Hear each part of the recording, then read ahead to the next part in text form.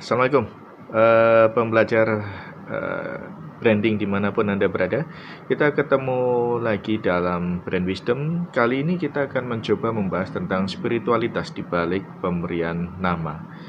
Bahwa secara literatur kita dapati pemberian nama itu dikatakan muncul sejak masa bahkan 6.000 tahun yang lalu, jadi sekitar 4.000 tahun sebelum Masehi, yaitu ketika di Mesir kuno penduduk saat itu seringkali menggunakan simbol-simbol untuk dimunculkan dalam prasasti-prasasti atau ukiran-ukiran baik di batu maupun di kayu untuk menunjukkan bahwa pembuatnya siapa. Nah, dan itu sudah hal yang biasa terjadi pada masa lalu, dan kemudian berlanjut hingga kemudian pemberian tanda kepemilikan untuk bukan hanya barang tapi juga untuk ternak yang dimiliki. Nah, sehingga kata-kata brand itu dipercaya adalah dari kata-kata yang dari bahasa Jerman kuno yang artinya adalah to burn, brand, yang artinya kita memberi cap. To burn itu kan kita membakar sesuatu, kita menempelkan sesuatu dari logo kita kepada apakah itu kayu ataukah kemudian hewan ternak. Nah, jadi itu awal mula kemudian kita menggunakan istilah brand. Nah, sehingga brand itu bukan hanya sekedar nama, tapi juga simbol dan berbagai hal, termasuk jenis fontnya, kemudian warna yang digunakan, itu yang kemudian saat ini kita gunakan definisinya, yaitu segala sesuatu kombinasi baik nama, simbol, bentuk huruf, kemudian baik warna yang digunakan untuk membedakan satu produk dibandingkan dengan produk yang lain.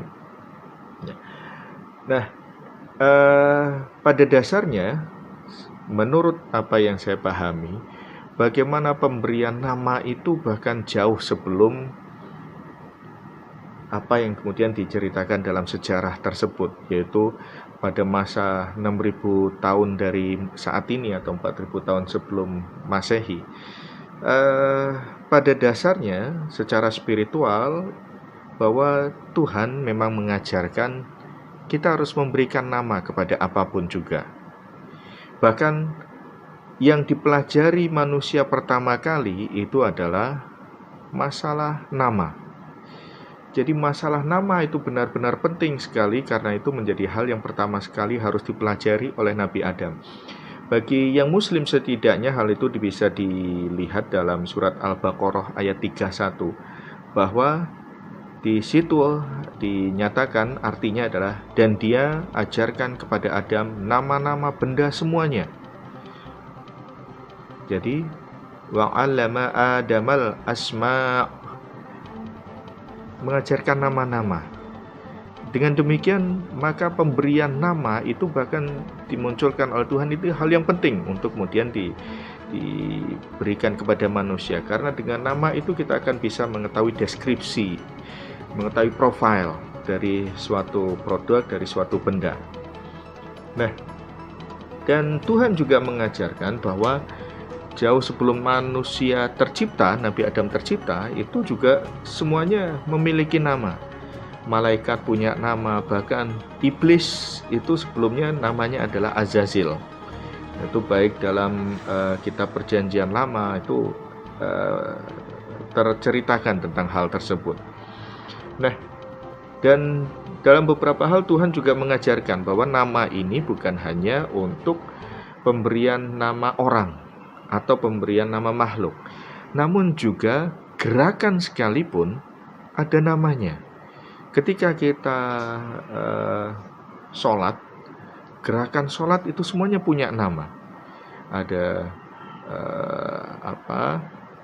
ruku, ada sujud, ada tasyahud, semuanya punya nama sendiri, sehingga kita akan mudah untuk merecall sesuatu. Dengan demikian, bahwa pembelajaran kita dapatkan dari spiritualitas masalah merek ini, bahwa Tuhan sejak awal sudah mengajarkan kita harus memberi nama, agar memudahkan memori kita untuk menangkap sesuatu hal, untuk membedakan sesuatu dengan hal yang lain. Dan ini bisa apapun, termasuk gerakan. Maka zaman sekarang kita juga mengenal ada gerakan goyang ngebor, goyang ular, goyang apa, goyang sesar, semuanya punya nama. Jadi beri nama, beri identitas pada apapun yang menjadi temuan Anda. Karena itu termasuk ajaran dalam spiritualitas agama masing-masing. Semoga bermanfaat untuk materi singkat ini. Ketemu lagi untuk Brand Wisdom selanjutnya. Saya Dr. Ganjar Chandra Premananto dari Magister Management Fakultas Ekonomi Bisnis Universitas Airlangga. Selamat membrandingkan diri Anda.